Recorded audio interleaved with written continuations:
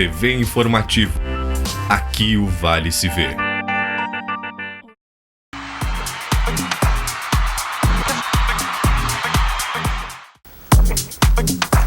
Olá, fim do primeiro turno do Campeonato Brasileiro. O Grêmio, que sufoco, hein? Ficou no 2-1 contra o Joinville na Arena. O Internacional jogou em Minas Gerais contra o Cruzeiro, empatou em 0-0 e não serviu o resultado para o Argel. E o Lajadense, hein? Empatezinho heróico, com 3 expulsões, o Lajadense conseguiu empatar com o Foz do Iguaçu e continua bem na Série D do Campeonato Brasileiro. Agora está acontecendo a LAF e Orlândia, é pela Liga Nacional de Futsal. É agora, no Papo de Boleiro.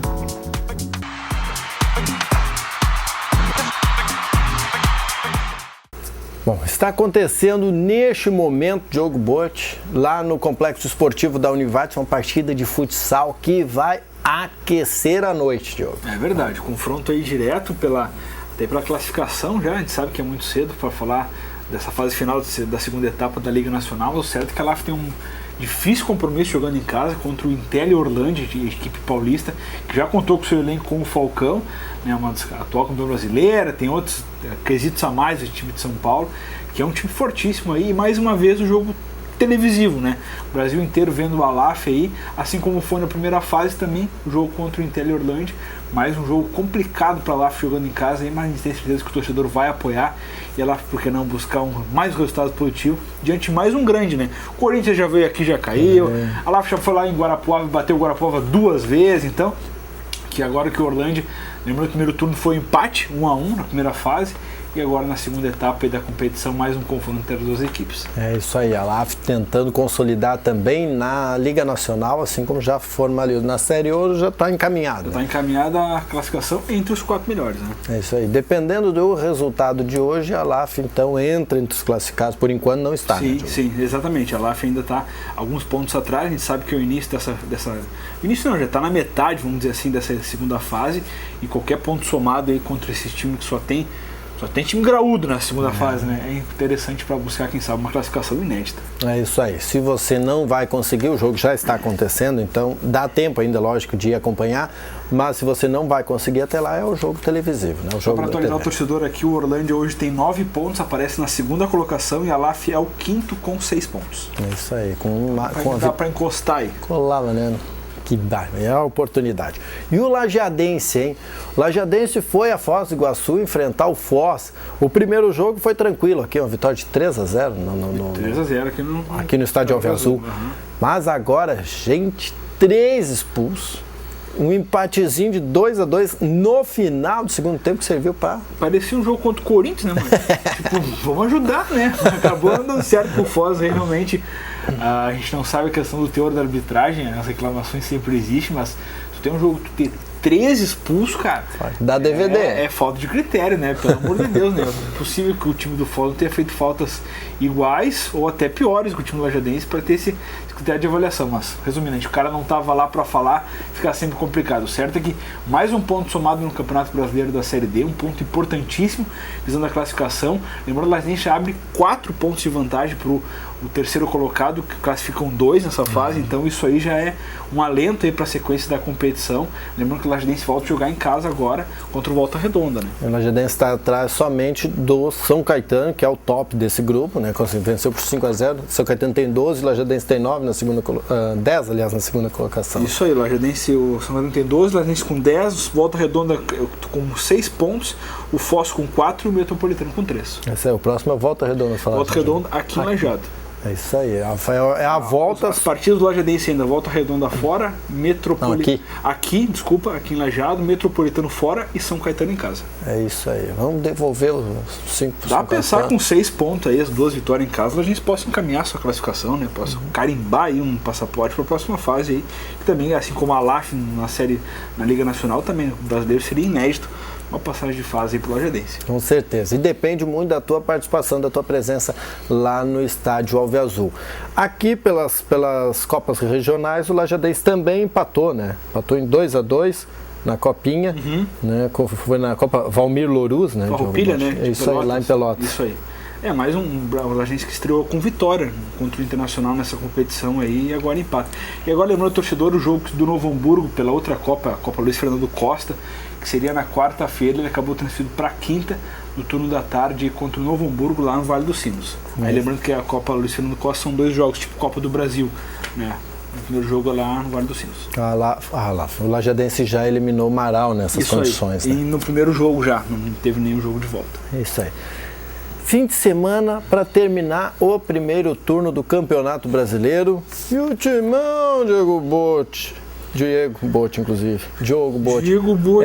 Tá lá bombando em primeiro lugar. Abriu 4 pontos do segundo, que é o Atlético, junto com o Grêmio. Tô aí com o tropeço do Atlético, né? Gol de vôlei, né? Do jogador da Chapecoense aí. Vitória da Chapecoense por 2-1, que acabou deixando, travou, freou o pé no Atlético Mineiro. Bom pro Grêmio, que encostou nos mineiros, né? Mas o Corinthians aí, então, acaba com esse título simbólico do primeiro turno do Brasileirão. 40 pontos na liderança, o timão lá de São Paulo. Pela sequência aí, fechando o G4, o Atlético é o segundo com 36, o Grêmio também com 36 e o Fluminense com 33. Fecha o G4. O Grêmio fez a sua parte no fim de semana. É verdade que levou um susto. Aos 2 minutos, o integrante da zona de rebaixamento, aliás, desde a primeira rodada, o Joinville, marcou um golzinho e deixou o pessoal da Arena apavorado. O Joinville teve chance de fazer mais gols no primeiro tempo ainda, se não fosse até o pé salvador do Maicon aquela vez, depois o goleiro também salvando, Marcelo Groy. Então, o Joinville criou muito no primeiro tempo, ali aproveitando principalmente as falhas de marcação da defesa do Grêmio, e só não aumentou o placar em virtude da sua falta de qualidade, mas da boa recuperação dos jogadores do Grêmio. Mas na segunda etapa, daí sim, o Roger acabou mudando, botou o Fernandinho, deu outro ânimo para a equipe, o time foi para frente e aí acabou conquistando a virada em bolas paradas, né? Primeiro ele cobrou esse escanteio, o gol do Eraso, e depois uma linda cobrança de falta do Galhardo aí já aos 38 do segundo tempo, decretando a vitória do Grêmio aí de virada. Emendou 3 vitórias seguidas já, Grenal, Atlético Mineiro lá em Minas e agora o Joinville em casa. O Grêmio aí está embaladíssimo no Campeonato Brasileiro. Fato que não parecia o mesmo time que venceu por 5-0 o Internacional e depois ainda venceu o que na época líder do Atlético Mineiro. A questão que análise tática da partida e tudo mais, o pessoal falando muito da questão da marcação do Joinville, que foi muito forte, né? E não muito forte durante os 15 minutos, 20, durante toda a partida, né? Então, tanto até que o Joinville acabou fazendo o primeiro gol, teve oportunidades no contra-ataque de fazer o segundo, no primeiro tempo ainda, acabou não conseguindo, mas o certo é que o Grêmio só buscou o seu resultado, como a gente falou, em bolas paradas, porque na jogada, no tabelamento, nas infiltrações, como o Grêmio gosta de fazer e vem fazendo muito bem, o Joinville fechou a porta ali, não teve jeito. É isso aí. E o Argel saiu de lá. Quem quiser vencer o Grêmio, que olha esse jogo. É verdade, acho que essa é uma oportunidade. E depois não faz falta, né? Porque o Grêmio marca. É verdade. Bom, e o Argel, no lado do Internacional, saiu nervoso de campo. Aliás, ele sempre sai nervoso, né? Esse rapaz tem que cuidar do AVC, um infarto.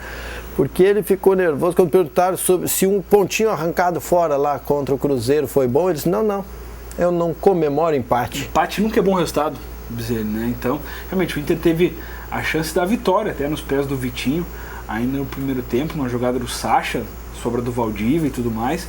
O Vitinho acabou batendo em cima do Fábio. Não certo que o Inter foi outro, assim, claro, ainda falta a questão da liga e a questão desse nova formatação tática que os jogadores estão pegando aos poucos. Mas o Inter foi mais agressivo. Mas foi mais agressivo, vontade, o Inter foi mais com... veio a velocidade de novo que a gente está sempre falando, com o Sacha correndo, o Valdívia muito bem, o Vitinho também entrou bem nesse time. Então o Inter tá aos pouquinhos pegando o jeito do Argel e realmente, quando tem a oportunidade de vencer o jogo, o empate acaba não sendo um bom resultado. O Cruzeiro também criou, o Alisson fez algumas boas defesas, mas as 2 defesas do jogo foram do goleiro do Cruzeiro. Nesse chute do Vitinho no primeiro tempo e na segunda etapa, num desvio do Sacha, que o zagueiro colocou contra.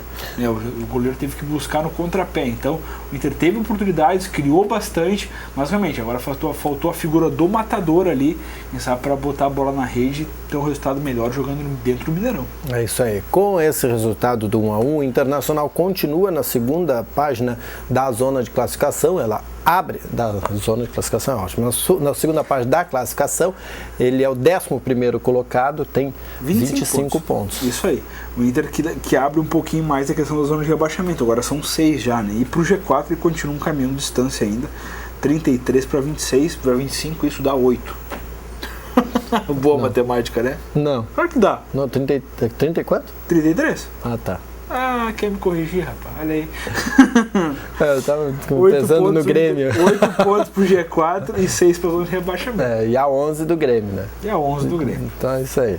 Mas falando na zona de rebaixamento, o Goiás aí deu um susto. O Goiás goleou o São Paulo dentro do Morumbi 3-0, né? Então, só para a zona de rebaixamento, então o Inter é 11º com 25 pontos, o Goiás é o 17º, abrindo zona de rebaixamento com 19, seguido do Curitiba com 18, do Joinville com 16 e do Vasco com 13. Esse que já tá. O Vasco que apresentou hoje o Jorginho, né? Demitiu o Celso Roth logo após a rodada de ontem, no final de semana, e já apresentou hoje o Jorginho para tentar não sei o que, né? Tu tem uma dica? É difícil, né? O Eurico Miranda comprar umas roupinhas para ir lá para Sibéria. Já, o pessoal tá fazendo uma vaquinha para passagem, já parece. O Eurico Miranda, presidente do Vasco, disse que se o Vasco for rebaixado de ano, ele vai morar na Sibéria. Uma boa viagem, Eurico. Os outros resultados da rodada, então Vasco 0, Curitiba 1, combinou com a demissão do Celso Roth, Atlético Paranaense ficou 0-0 com o Santos, São Paulo perdeu em casa para o Goiás por 3-0, Palmeiras fez 4-2 no Flamengo no jogão da rodada, Fluminense 2-1 no Figueirense, o Avaí perdeu em casa para o Corinthians por 2-1, o Sport ficou 1-1 com a Ponte Preta, Cruzeiro e Inter 0-0, o Grêmio fez 2-1 no Joinville e a Chapecoense 2-1 no Atlético Mineiro. É isso aí, Chapecoense se afastando um pouquinho também da... Depois tá do Inter. Muito, né? Não é a Chapecoense que eu tô pensando, é o Figueirense. Tá lá. É isso aí. Figueirense e Avaí, estão na portinha, os dois catarinenses. Esse que estão querendo. Bueno, encerrado o primeiro turno do Brasileirão, o Internacional e o Grêmio também agora tem olhos para a Copa do Brasil essa semana. Copa do Brasil, isso aí, quarta e quinta-feira do Programal Entre Campo, o Grêmio na quarta, 7h30 contra o Curitiba, o Inter na quinta-feira contra o Ituano. O Grêmio joga no Couto Pereira, primeira partida, e o Inter joga no Beira-Rio contra o time paulista. É isso aí, quem sabe esse é o caminho mais próximo para um título, hein? Tanto para Grêmio quanto para o Inter. O Grêmio segue na briga do Campeonato Brasileiro, isso aí fica muito nítido, né? Apenas 4 pontos da liderança. Para o Inter, realmente, é pensar na Copa do Brasil, pensar nessa nova estruturação tática que o Abel, fui na tua onda, né? Lembrando, ele errou aqui no início da gravação. O Argel nessa onda de reestruturar o Inter e tudo mais, dá para pensar na Copa do Brasil, por que não? Quem sabe um título gaúcho aí, 2 títulos gaúchos, né? Assim como os mineiros empilharam esses anos aí, sabe, o Dupla Grenal consegue fazer frente aí, levantar 2 taças no segundo semestre. Mas seria uma beleza, pô, seria bonito, né? Grenalzinho pra matar, assim, Campeonato Brasileiro e Copa do Brasil. Coisa linda. Vamos sonhar que não custa nada. E nós voltamos amanhã, depois do Redação Informativa, e aí você vai ficar bem informado sobre o que aconteceu nesse jogo da ALAF, que está acontecendo agora, lá no Complexo Esportivo ALAF Orlândia, pela Liga Nacional. Também já vamos falar se já tem time aí do Grêmio para enfrentar o Coritiba na quarta-feira pela Copa do Brasil. É amanhã, depois da Redação Informativa. Até mais. Um abraço.